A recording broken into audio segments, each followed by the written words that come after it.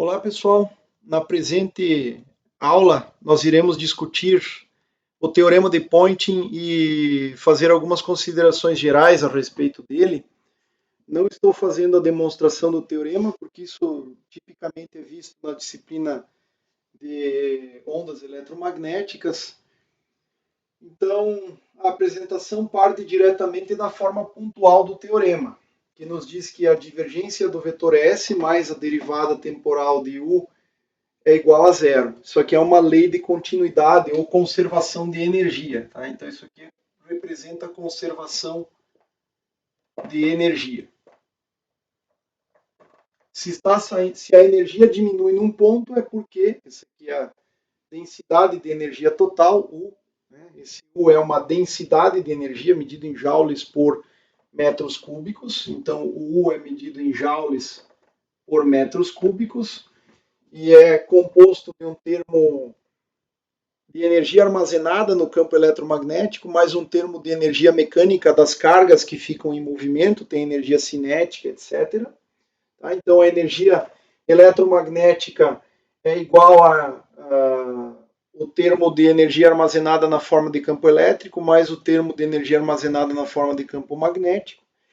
Isso aqui, do ponto de vista de antenas, é muito importante na hora de determinar esse campo armazenado próximo, é importante na hora de determinar a parte reativa da impedância, enquanto que o termo de energia mecânica, cuja derivada temporal é J escalar E, onde o J está lá dentro da fonte, e o campo elétrico é um campo interno à fonte, esse termo aqui ele tem, além da fonte externa que força a distribuição de cargas, ele também tem o efeito dissipativo. Tá? Então, para cálculo de resistência de perdas da antena, esse termo se faz importante muitas vezes. Mas a ideia geral é essa aqui: você tem uma região do espaço energias elétrica armazenada na forma de campo elétrico, mais armazenada na forma de campo magnético, mais partículas em movimento. Se essa densidade local de energia, supondo que o volume é constante, se essa densidade local de energia decresce, eu não posso criar nem destruir energia, é porque essa energia está fluindo para fora e quem leva essa energia através da divergência para fora daquele ponto ou daquela região do espaço é o vetor de Poynting. Tá? E esse vetor de Poynting tem unidades de watts por metros quadrados no sistema internacional, e nessa forma ele é o valor instantâneo do vetor de Poynting, ok? Bom, tipicamente quando a gente trata de teoria eletromagnética, até mesmo em circuitos elétricos, é interessante trabalhar em regime harmônico, em regime senoidal. Então, tomando a média sobre um período temporal, né, esse período aqui é 2π dividido pelo ômega, pela frequência angular de operação, tá? Essa média temporal, se você fizer a representação complexa dos campos através de fasores, essa média sobre um período de tempo pode ser trocada por meio da parte real da representação complexa do campo elétrico, vetorial complexo conjugado da representação complexa do campo magnético. E nesse caso, tomando a média de toda a equação aqui e jogando esse termo para o lado direito, esse termo da variação temporal da densidade de energia para o lado direito, o que nós vamos ter é, na essência, que as médias temporais comutam com as derivadas espaciais, tá?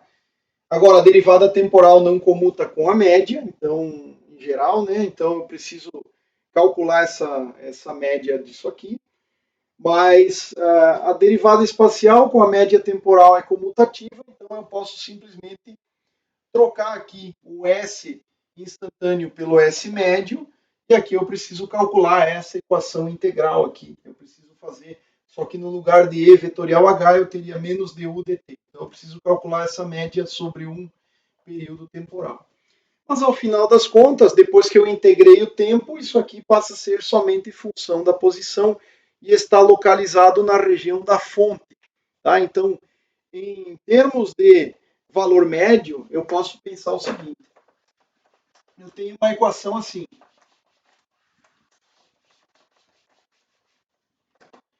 divergência de S médio é igual a um F, que depende da posição apenas, que depende só das coordenadas de posição. Tá? E esse F está localizado como uma boa aproximação em uma antena em torno da origem. Então, esse aqui seria o sistema de coordenadas x, y e z. Tá? Se nós fizermos uma analogia com a lei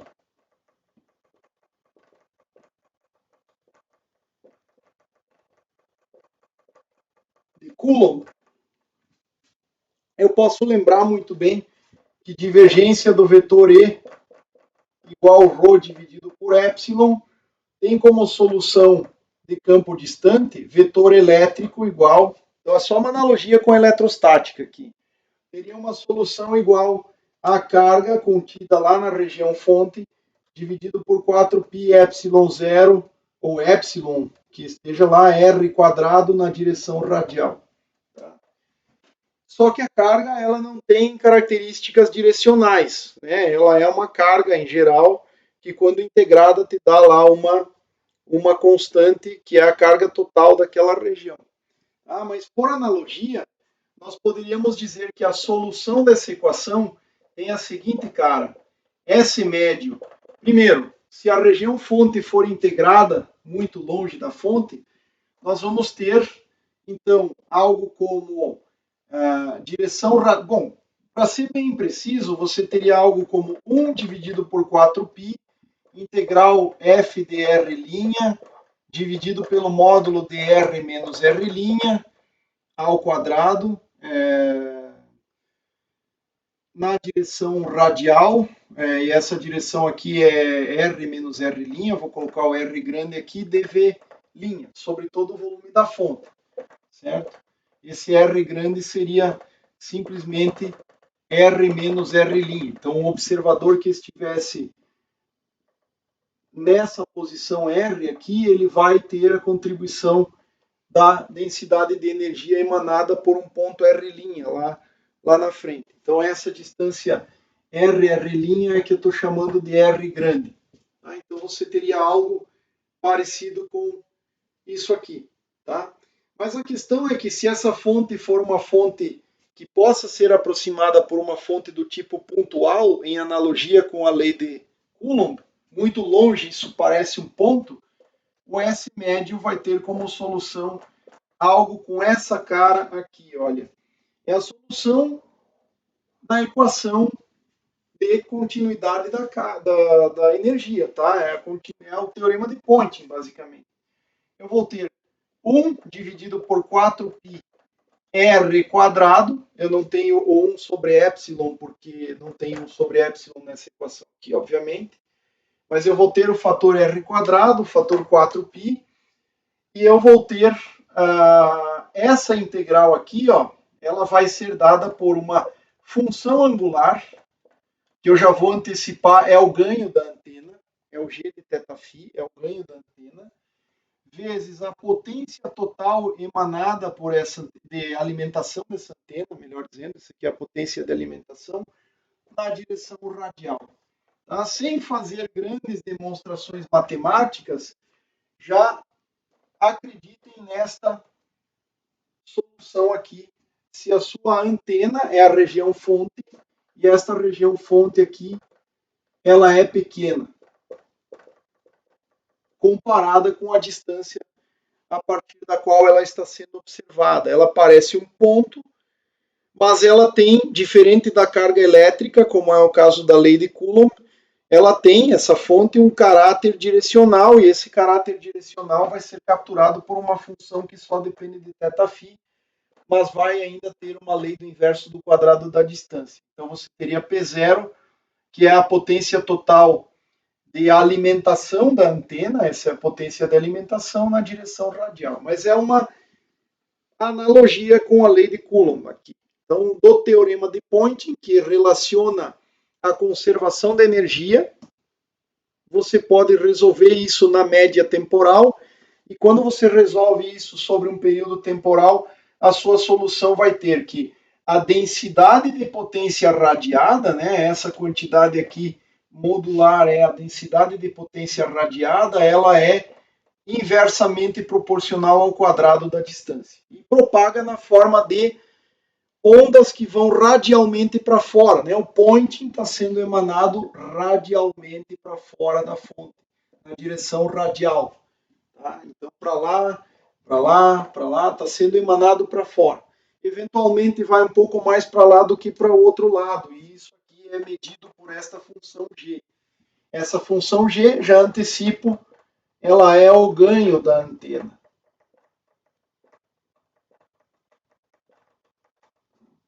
Isso vai ser discutido com mais detalhes mais à frente, mas ela é o ganho. Essa seria a solução da equação denominada teorema de Point.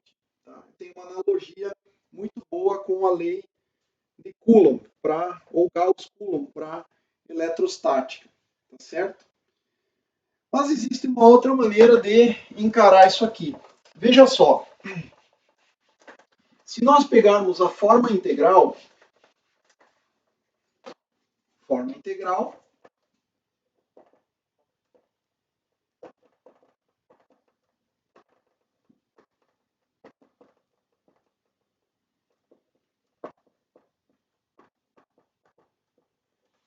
que nós podemos fazer é integrar esta equação aqui, divergência ds, igual menos du dt, certo?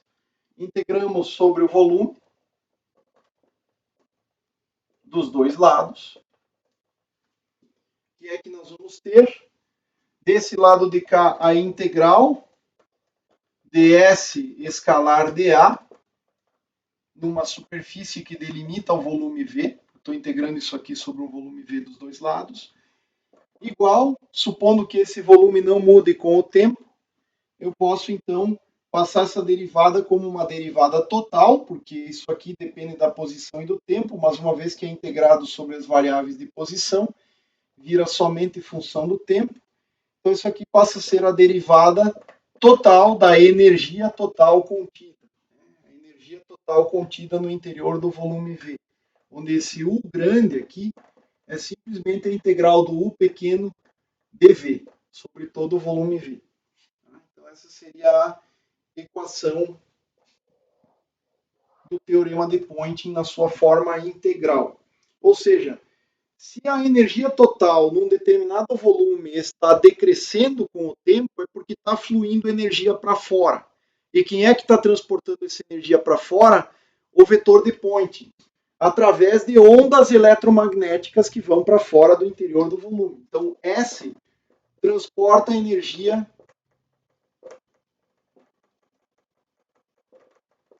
para fora do interior, ou simplesmente do volume V, se du, ou melhor dizendo, se U de V, se a energia total contida no volume diminui com o tempo. Não posso criar nem destruir energia.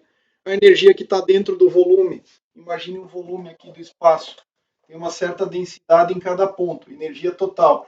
Se essa quantidade total de energia que está aqui dentro diminui, é porque o S está fluindo para fora, está levando energia embora. Tá? E o S representa a energia em trânsito, a densidade de fluxo de energia, né? Ou seja, energia por unidade de tempo por unidade de área. Tá? Então, esse cara aqui representa, no nosso caso, já vou tentar pular algumas etapas e mencionar que ele vai representará a radiação. Ok? Agora, essa equação aqui é válida para qualquer volume. Então, eu posso muito bem considerar o volume de uma esfera com raio R tendendo a infinito. Eu quero saber se tem energia indo para o infinito, indo embora do volume do espaço. Então, queremos saber se há fluxo de energia indo para o infinito. Como é que a gente faz isso? Tá? E esse fluxo de energia indo para o infinito vai representar, ao final das contas, em unidades de potência, a potência total radiada pela região fonte.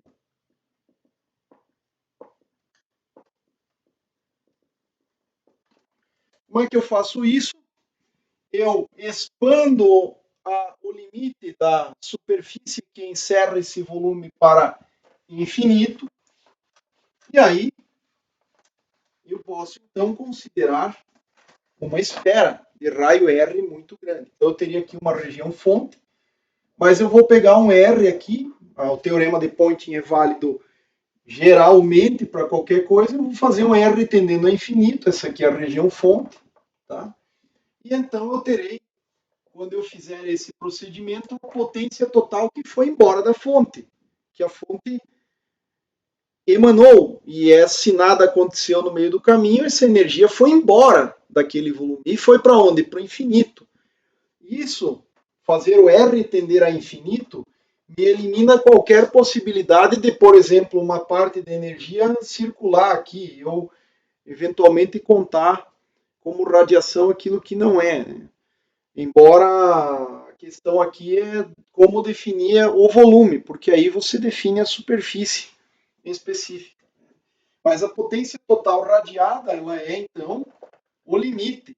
Quando R tende a infinito, de uma integral sobre uma superfície fechada, numa área que tem natureza esférica, porque eu posso fazer qualquer volume que eu queira. Né? Esse volume aí englobaria todo o universo, vamos dizer assim. Tá? Se eu faço a partir da fonte R tender a infinito, eu quero saber se essa antena radiou, ou seja, se tem energia cruzando as fronteiras do universo com R tendendo ao infinito. Então eu teria isso aqui, ó. S radiado, eu vou chamar o S médio agora, o que está sendo emanado pela fonte de S radiado, vetor, tá? Ponto dA. Então, mesmo que o S médio contivesse componentes não radiais, essas componentes elas se tornam supérfluas, porque o vetor dA, o infinitésimo de área lá na casca esférica, com R tendendo a infinito, esse dA que está bem aqui, ele aponta na direção radial. Então, esse vetor dA, ele corresponde a um elemento infinitesimal de área esférica na direção radial e, naturalmente, ele vai coletar somente a componente radial desse vetor de Poynting. Então, de tal maneira que, ao final das contas, eu terei o limite quando R tende a infinito de uma integral dupla de área, né? Eu vou ter uma integral em θφ, indo de 0 até π, indo em φ de 0 até 2π, em um sistema de coordenadas esféricas. Então, só para lembrá-los, nós temos o x, y e z, x, y, z. O ângulo, a partir de uma determinada origem, um ponto r θφ, né, uma posição vetorial r, é definida dessa maneira por um ângulo θ medido a partir do eixo z. E se você projetar esse ponto no plano xy, você vai ter da origem até o ponto projetado no plano o ângulo φ. Então essas são as coordenadas esféricas.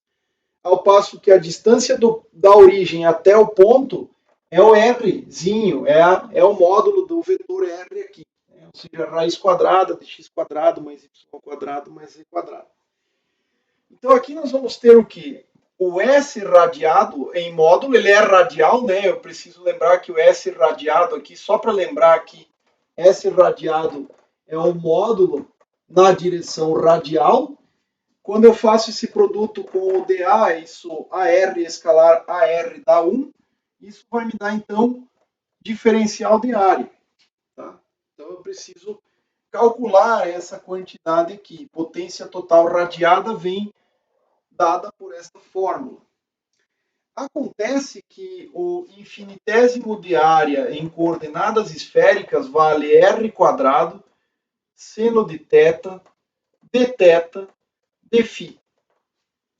Essa é o diferencial de área em coordenadas esféricas. Acho que todo mundo já deve ter passado por isso em alguma disciplina de cálculo. E esta quantidade aqui, que nós discutiremos em breve, tá? É chamado de elemento infinitesimal de ângulo sólido. Esse seno θ de θ de φ é um produto de dois ângulos lineares, é denominado elemento infinitesimal de ângulo sólido.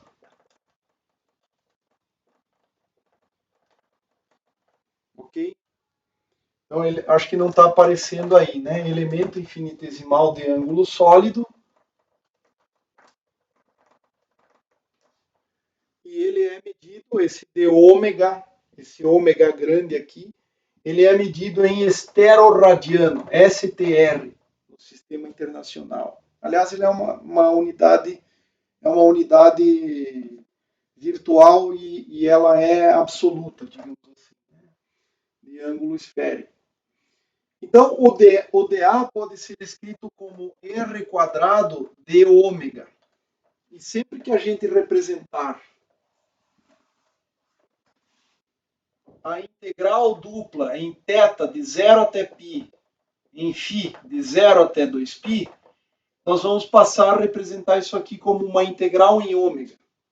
Em algumas situações, se você quer representar isso aqui como uma integral em todo ângulo sólido, você pode simplesmente escrever que é uma integral em ômega igual a 4π.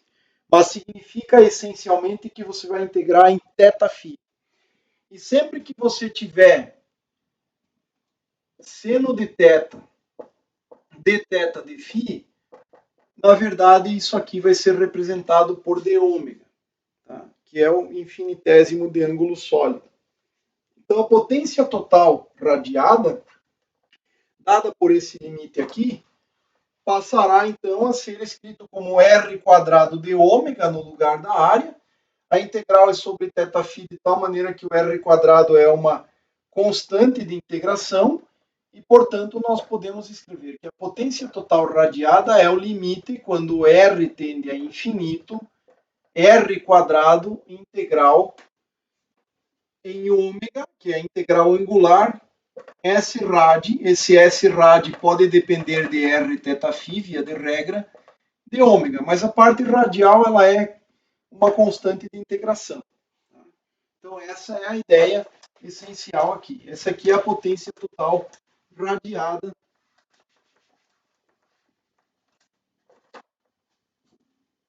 por uma antena. Isso aqui é a definição de potência total radiada. Então, potência total radiada. Vou escrever novamente aqui.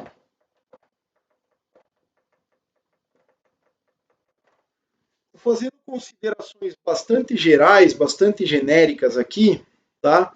Mas vejam o seguinte, se o S rad é uma função de r θφ, em princípio eu poderia expandir em séries de Taylor ou de Maclaurin, ou sei lá, uma série de potências, com potências inclusive 1 sobre r elevado a n, não só r elevado a n, né? Mas eu vou pegar uma componente qualquer, digamos, eu vou escrever que S rad ele seria um S na enésima potência que só depende de θφ dividido por r elevado a n. Tá? Via de regra, você poderia somar sobre n aqui, indo desde menos infinito a mais infinito, a rigor. Poderia passar por qualquer coisa, né? Então eu vou considerar potências específicas aqui. Eu poderia fazer uma expansão com esta cara, funções de θφ são coeficientes que multiplicam a função de R aqui, né? Então, 1 sobre R elevado a N. Então, você teria aqui coisas indo desde constante em R, mais inverso de R, mais alguma coisa variando com R, de forma arbitrária. Isso aqui seria uma expansão em séries de potências.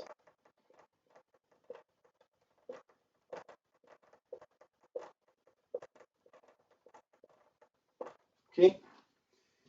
Pois bem, só que aí nós podemos analisar o que acontece no mundo físico real, quais são as situações permitidas fisicamente para o vetor de Poynting radiado, ou seja, que dependência esse S-rad pode ter.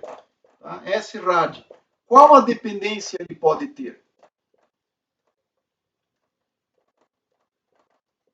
Possível em R. Tá? Já que a integral desta função Sn de θφ é assumida para qualquer n que eu queira, eu vou assumir a suma que essa integral sobre ângulo sólido dessas funções Sn de θφ de ômega sejam finitas, menores do que infinito e maiores do que zero, ou iguais a zero em última instância, mas suponha maior que zero essas integrais dessas funções, desses SNs aí. Em geral, maior que zero. Então, você tem limite para esta integral em d ômega. Mas você não sabe qual é o comportamento em relação à distância. Né? Você só sabe que essa integral é finita. Pois bem, então vamos lá. O que eu preciso fazer é calcular o limite. E para um dado n qualquer, o que eu vou ter é o seguinte, olha só. A potência radiada para um dado n, ela vai ser dada como o limite quando r tende a infinito, r elevado ao quadrado, e aqui eu tenho 1 sobre r elevado a n, ou seja, menos n, né? R na 2 menos n, vezes uma integral finita, que é essa integral do Sn de θφ aqui sobre todo d ômega. Uma função qualquer aqui. Então, S total teria uma função, um coeficiente qualquer dividido por R elevado a n. Colocando aqui, o 1 sobre R a n é uma constante de integração, e aí eu teria R ao quadrado sobre R a n, que me dá R na 2 menos n. Então, na verdade, o limite que eu tenho que calcular é esse aqui, ó, porque aquilo lá é uma constante. E a gente sabe que o limite de uma função vezes uma constante é a constante vezes o limite da função com relação à variável que está sendo tomado o limite. Então, isso aqui vai nos produzir as seguintes possibilidades.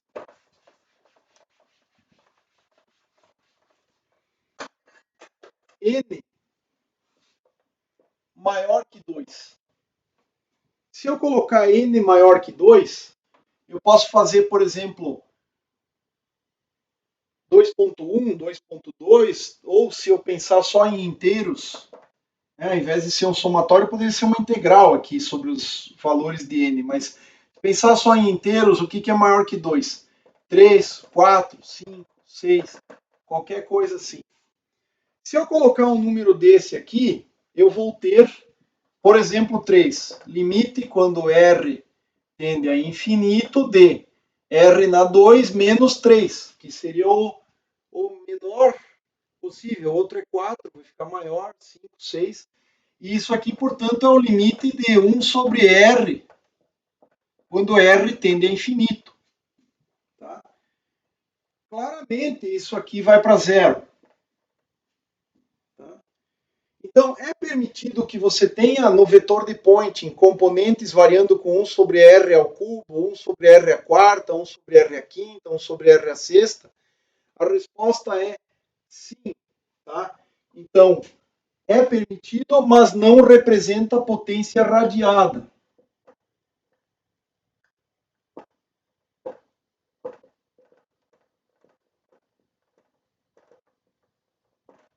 Ok? Já se você fizer n menor do que 2, tipo 1, 0, menos 1, menos 2, menos 3, para ficar só nos inteiros. Menor que 2. Né? 1 é menor que 2, 0 é menor que 2, menos 1 é menor que 2, menos 2 é menor que 2, menos 3 é menor que 2, e assim vai. Então, o caso mais próximo é 1, todos os outros vão dar situações piores. Então, se você colocar n igual a 1, você vai ter algo como o limite quando r tende a infinito de r ao quadrado menos o n. No melhor caso é o 1 aqui. Então, 2 menos 1 é o limite de r quando r tende a infinito. Isso aqui vai dar, naturalmente, um valor divergente, diverge. Tá? Zero vai ficar r quadrado, ou seja, a divergência é pior ainda. Menos 1 vai ficar r ao cubo, a divergência é pior ainda. Tá? Então, diverge. Fisicamente impossível. E você pode pensar assim, é fisicamente possível que a densidade de potência, à medida que propague, se você pegasse, por exemplo, o menos 1 aqui, você teria uma dependência na forma 1 sobre R a menos 1, que seria R. É fisicamente viável que a densidade de potência, à medida que a onda se afasta da fonte, cresça linearmente? Não, né? Então, fisicamente, isso aqui não é possível.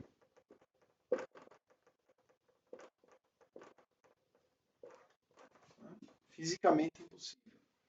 Então, isso aqui não pode ser, isso aqui não representa radiação, sobrou uma única possibilidade, n igual a 2. Se você tomar o limite quando r tende a infinito, de r na 2 menos 2, que seria o n igual a 2, você vai ter r a 0, que é 1, você vai ter 1, e aí esse 1 vezes essa integral angular aqui, que é finita por definição, assumimos que isso é verdade. Tá? Então, o que nós estamos querendo dizer com isso? No mundo de 3 dimensões, em 3 dimensões espaciais,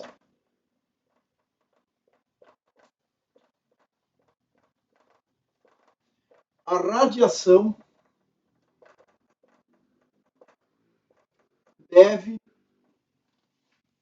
ter uma lei de densidade de potência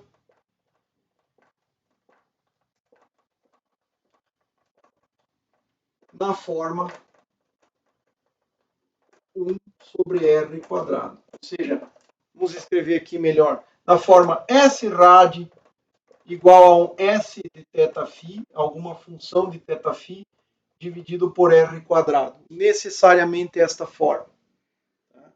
Por quê? Se a dependência fosse com r cubo, ou 4, ou 5 aqui, não teria nada indo para o infinito.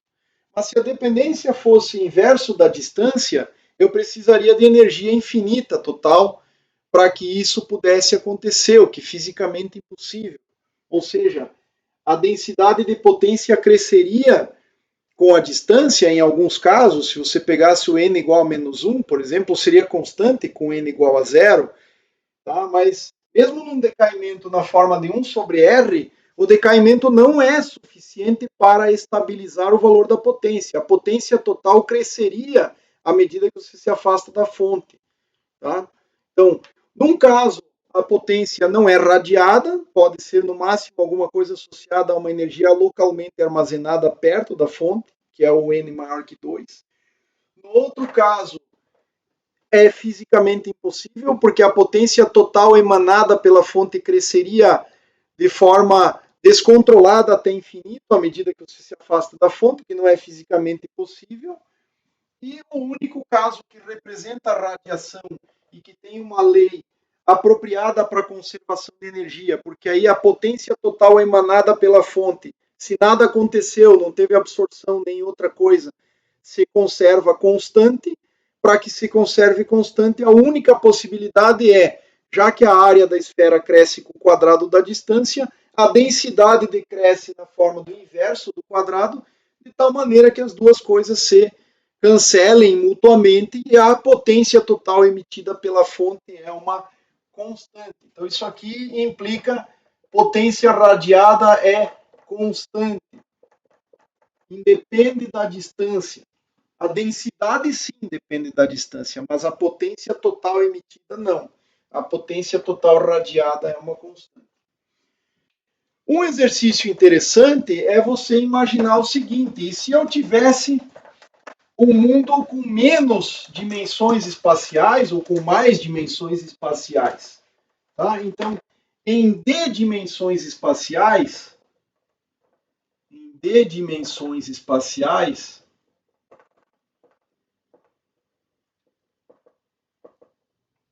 qual seria o comportamento?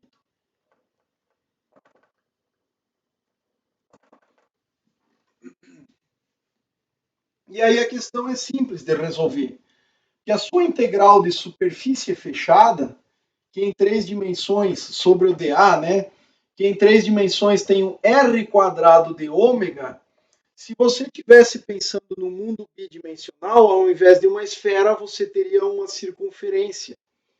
E em duas dimensões, isso aqui seria, então isso aqui é em 3D.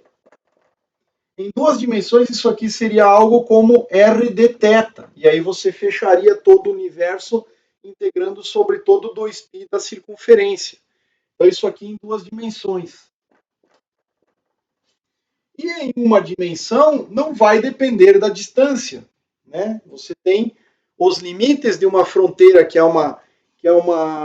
um mundo unidimensional, são dois pontos. Tá?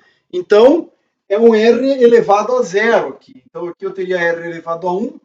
Por lógica, né, 3 tem 2, 2 tem 1, 1 em uma dimensão não dependeria da distância, a menos que tenha perdas por absorção. Tá? Então, veja só. Em D dimensões, a densidade de potência radiada ou média, vamos colocar assim, ela tem esse comportamento aqui. É uma quantidade S0, vamos chamar assim, dividido por R elevado a D menos 1. D é o número de dimensões espaciais. Então, em três dimensões espaciais, que é o mundo que a gente vive, vai ficar 1 sobre R quadrado. Agora, eu posso construir uma situação em que o mundo é efetivamente unidimensional e aí eu evito a lei do inverso do quadrado? A resposta é sim. Guias de onda. Uma vez que você integre a seção transversal do guia, o mundo para você, a propagação em uma linha de transmissão, por exemplo, é só dependente de Z e T. Z é uma dimensão espacial. Então, isso aqui é possível em guias de ondas.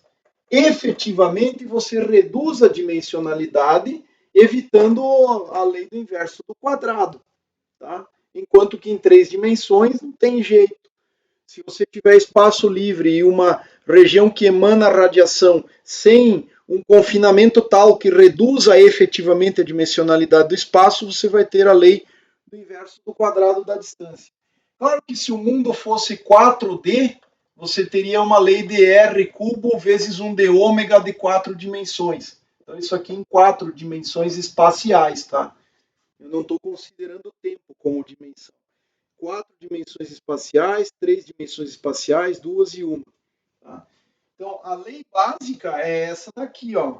O S médio é um S0 que poderia depender de θφ, por exemplo, em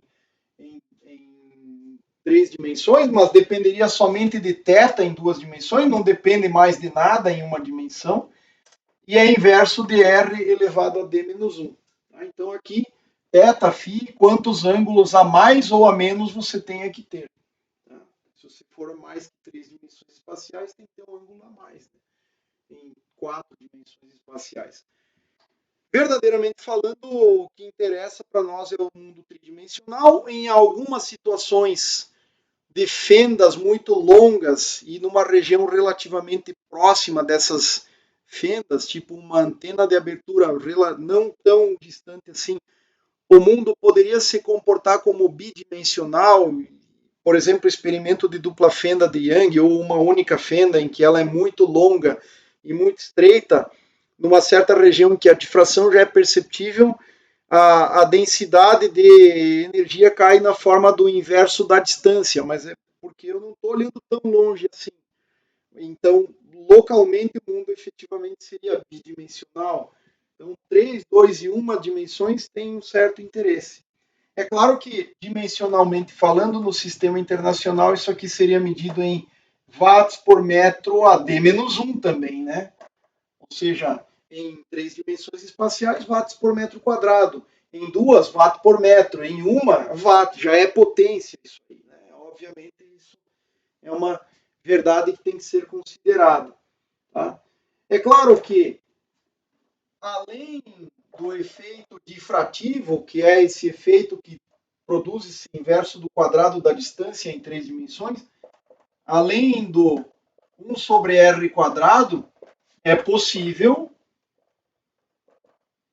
que tenha perdas no meio, que haja absorção,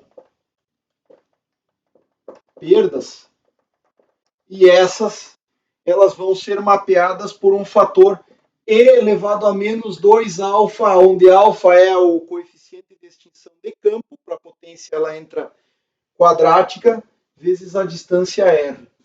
Tá? Então, eventualmente você vai ter um efeito de absorção, de atenuação exponencial, porque o meio está absorvendo.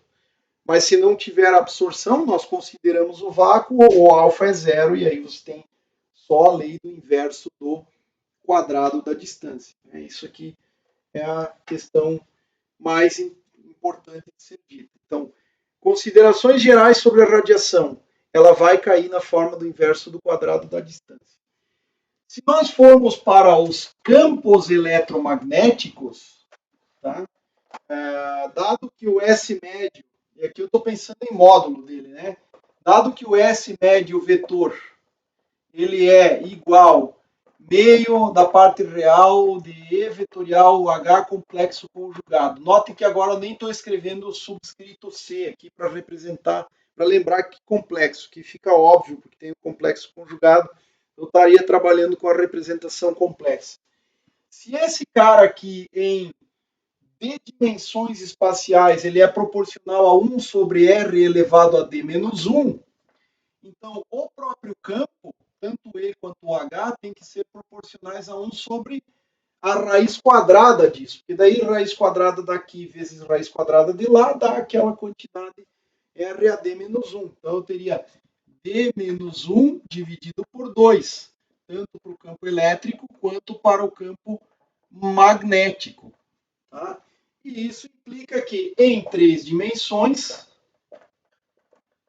espaciais, ou seja, D igual a 3, o campo elétrico radiado, assim como o campo magnético radiado, vai ser proporcional a 1 dividido por 2 menos 1, por 3 menos 1, melhor dizendo, o D é 3, sobre 2. 3 menos 1 é 2, sobre 2 é 1. Então, 1 sobre R. E o magnético, a mesma coisa, 1 sobre R. Então, em D igual a 3, eu teria 1 sobre R elevado a D menos 1 sobre 2. D é 3. 3 menos 1 sobre 2 é 1. Ou seja, os campos caem na forma do inverso da distância para o campo de radiação. Isso tudo aqui sem resolver as equações de Maxwell. Tá? A gente, na verdade, resolveu de maneira indireta, porque das equações de Maxwell nasce o teorema de Poynting. Claro que as equações de Maxwell, junto com a lei de força de Lorentz, para produzir o próprio teorema de Poynting, mas do teorema de Poynting, que é consequência das equações de Maxwell, mas sem precisar resolver diretamente as equações de Maxwell, nós concluímos uma série de questões importantes, como, para a radiação, o campo cai na forma do inverso do quadrado da distância, a densidade de potência, melhor dizendo, cai na forma do inverso do quadrado da distância, em 3 dimensões espaciais, e os campos, uma vez que a densidade é produto, os campos têm que cair na forma do inverso da distância. Tá? Então essa é uma propriedade fundamental que vem da ideia de conservação de energia. E note que esse 1 sobre R é o termo que aparece de forma geral numa forma de onda esférica. E na I ômega t menos KR é a fase, mas aqui eu só estou olhando o comportamento de amplitude. E a fase desaparece aqui, né, porque eu tenho essa vezes o complexo conjugado daquela. Eu vou ter um fator de E na I fase vezes E na menos I fase, isso morre na hora de calcular o S médio. mas essencialmente para os campos eu tenho ondas esféricas, né? Então é proporcional ao inverso da distância, mas vezes o termo de onda esférica. Então isso aqui é uma propriedade fundamental da radiação eletromagnética. Então fizemos considerações bem gerais, bem amplas, baseados numa coisa chamada teorema de Ponte. Eu encerro por aqui. Para tratar da teoria de antenas, a gente precisa dos potenciais eletromagnéticos e é nisso que a gente tem que investir um certo tempo a partir